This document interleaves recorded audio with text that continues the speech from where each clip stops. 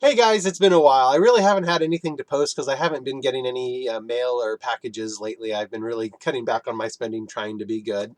I haven't, with COVID and everything going on, I've been staying at home, so I haven't been out to any thrift stores lately. So I haven't really had anything new to upload in my collection, except I realized I had added a few things in the few months since I had recorded some of my videos and I hadn't accounted for that. So I do actually have some additional books to show you that are kind of in my Stephen King short story related category. And one or two of them I may have already included in the prior video. I didn't remember for sure, but I thought I would just throw them in there again if I did. Sorry.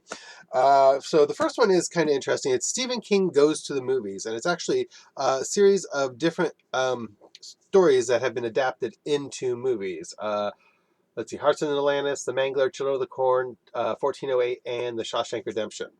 So, I mean, that's a lot of short stories in one book, but I picked that up. I don't even remember where. I think it was a Goodwill somewhere.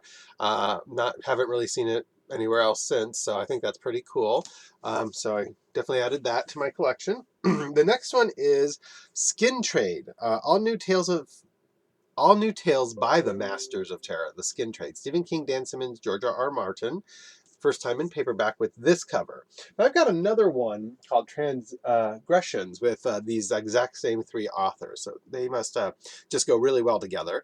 And let's see, in this one, the Stephen King, it's actually the same stories too. It's the Reploid, Sneakers, and Dedication. So I don't know, maybe it's just a different cover and they called it something a little bit different. But yeah, so that's pretty cool. Then we also have I'm not sure if I showed this one or not last time. I don't remember. Prime Evil. It has the story of the Night Flyer in it, which there's a movie about that, which it's an okay movie. I do have it in my collection. Maybe I'll go back and give it a rewatch. And then I also have I Shudder at Your Touch. And these are 22 tales of sex and horror.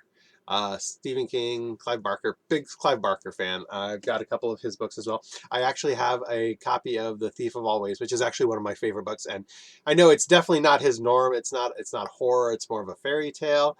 But I really enjoy that story. That's one where I can sit down and read it in an afternoon. But I actually have an autographed copy of that, but it's autographed to Karen. And I'm like, I'm such a fan of Clive Barker. He can call me Karen if he really wants to. But I had picked that up at a used bookstore, so I thought that was kind of cool. Then the other one I wanted to show you is I had mentioned Michael Whelan. He did a lot of cover art for some of Stephen King's books, especially The Dark Tower and some of the artwork in the Dark Tower books. So you're probably familiar with that. But he also did a lot of artwork for other books in the sci-fi horror movie genre.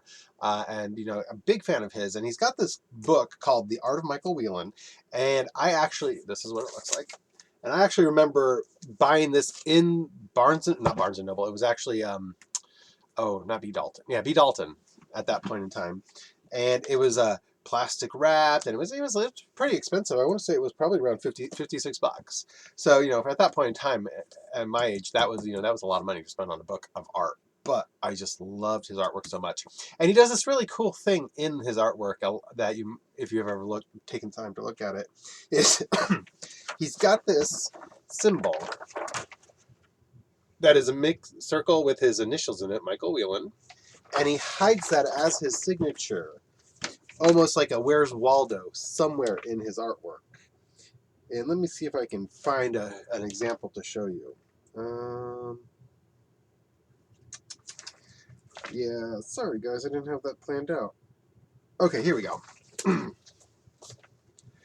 This one here, and I believe this is an album cover, and then if you can't really tell, but it's right over here. It's got his symbol there.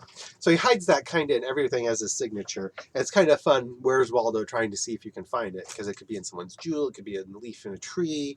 But he actually did some work with Stephen King other than The Dark Tower. And this one here this was an illustration he did. This one here is Danse Macabre for King's nonfiction book. And then this other one is this one here, Charlie in Firestarter. Now, I don't think they ever actually used that one for Firestarter, but it's just a cool picture. Then there is this one here.